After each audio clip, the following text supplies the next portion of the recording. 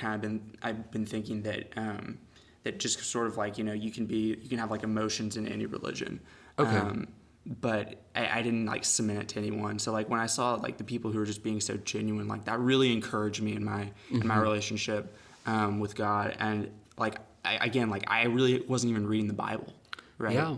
So I kind of started Bible reading. Dude, And that'll hit you. That'll hit you real quick, boy. Yeah, I mean, it's just like I didn't even know why I wasn't reading the Bible, because it's just like it's so obvious. Rich. Yeah. It's like if you're going to be a Christian, at some point you're going to have to open the book, right? And it's kind of like, well, of course you're not experiencing any emotional connection with God. You haven't like read his word, and you're not listening for his voice. Yeah. And just me personally sort of opening up in that way, that was very helpful. Well, that's the Logos right there, bro. I mean, it's both the word, and it is like kind of like, as we've semantically, slipped it into everything else. It is logic and it is reason, but the fundamental aspect is the Word was with God, and the Word was God, and by Him all things were made, and nothing was made that was not made through Him. And so and then that Word became flesh and Jesus and all that cool stuff. But it's like the fact that, and I was in that same boat as you up until my freshman year in college, because I went to Impact Retreat as a freshman, like as a camper, as a retreatant, and I saw the counselors doing quiet time, and I was like, people actually do this? I thought this was something that like pastors did, or like worship leaders did, or people who were like super crazy into the faith were like reading their Bible every day. And I was like, no, we just try to do it, and it's a thing we do. And I was like, okay, cool. And I started reading it, and like my life flipped. Yes. And it's strange how quick it flips for you, because the voice starts speaking, and it's like it's been speaking the whole time, just haven't been listening. Just haven't been listening, and you start to recognize when things happen. You're like, oh my gosh, this is how God is here. This is where He looks like He is over here, and like you start to get tuned in with the Spirit. And I'm like, it's amazing how like just, it's not just a book, but how words and how words that like we attribute to like divine inspiration like truly have that life-changing like impact on us. And I'm so glad you brought that up, bro, because that's really good. Yeah, for sure. Well, I mean, the other thing is like it's kind of just kind of like getting on the other side of that after like doing Bible reading, and not that I've stopped Bible reading obviously, but you know what I mean. Yeah. It's just kind of like the whole approach of just kind of like narrowly logically trying to like weave your way into a relationship or a knowledge of God. Like that's not how it works. I mean, like, so there's this distinction between like knowing about God and knowing God, right? I believe it's Spurgeon who kind of like sort of made this, but the thing is like it's actually like it's really, really, really true, right? I mean, you can just know every fact about God, right? Or just like take anyone, right? It's like I could know all the facts about you. I could know like where you were born, like again, like what color your eyes are, what color your hair is, things like that. And it's like that just knowledge of someone. It's not a relationship. It's not a relationship with them. Yeah. But that's the point of Christianity, right? It's about having a relationship with the mind that's under the universe. Right. Because He made you for that relationship. Yeah.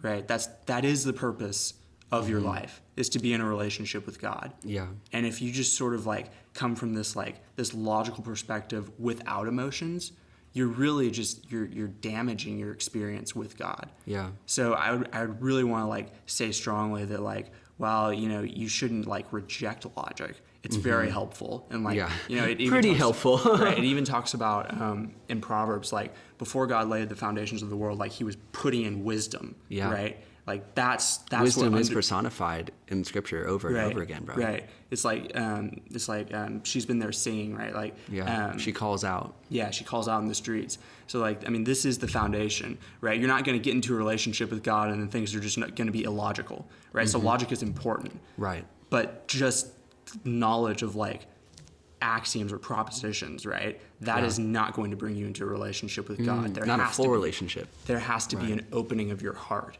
Yeah. Right, and that's kind of what relationships are, is sort of opening your heart. Yeah. And we've talked about this at great length on different occasions before, and we won't like get into that. But like, I love how you put it, is that like you can know about God, and preachers do a really good job of this, especially here. It's like you can know about God, you can know every single minute point and Sunday school answer, but until you open the book, until you actually start talking back to Him, that's the relationship. And I feel like that's where prayer comes in really, as sort of this communication, because he's speaking the word to you. And when you speak that word back to him and you start to acknowledge his presence, and you start to communicate and have this discourse with the King of the universe, it's like another door opens. Because, I mean, that discussion starts really as you're listening, and there's a part where it's like, okay, I'm actively listening for the voice of God here.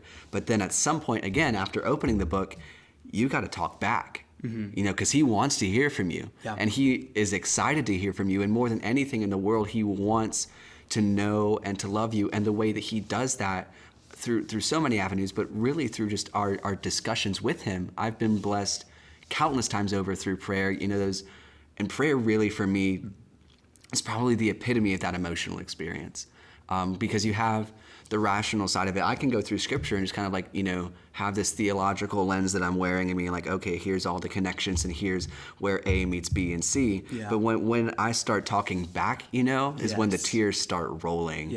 And when I just start sobbing and I run out of words to say, because it's like, as much as I think that I know, there's another aspect of God that is so relational, and I think relationship is inherently emotional as well, because because we think about that cold, distant type, this super calculated, super logical, computer machine of a man, and it's just, there's not a happy ending to that story.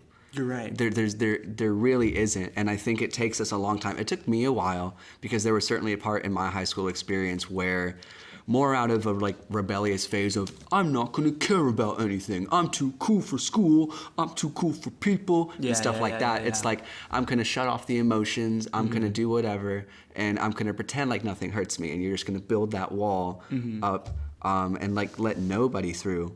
But that is so isolating and so detrimental. And I feel like you can empathize with that in your personal experience and maybe share some of that with us. But it's like, man, we need that relationship with him, with community around us, both vertical and horizontal. It's huge, absolutely huge.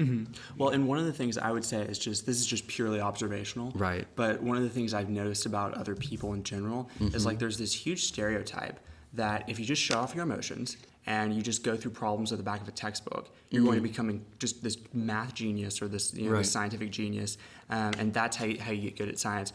When I've talked to people like professors and things like that, and I see the people who are very cold and distant from the text and things like that, I'm just going to do the problems, or I'm just going to think about the concepts and that's it. They're usually the worst at mathematics. They're usually the worst at science. Okay. The people who are really good at science and mathematics are empathetic. Are the people who love it. They're engaging their emotions. Passion. And there's a very big distinction between engaging your passions with mathematics and science and then letting sort of something like math or science lord over you. There's a very big difference between that, and you have to distance yourself from that, because you don't want to make it a god. But at the same time, God created you. He gave you desires and passions, and he wants you to use those faithfully in accordance with him. And just one of the things that I've noticed is that when people disengage their passions and just only use one of the set of faculties that God gives them, they tend to not excel as much as people who are engaging both of those sets of faculties.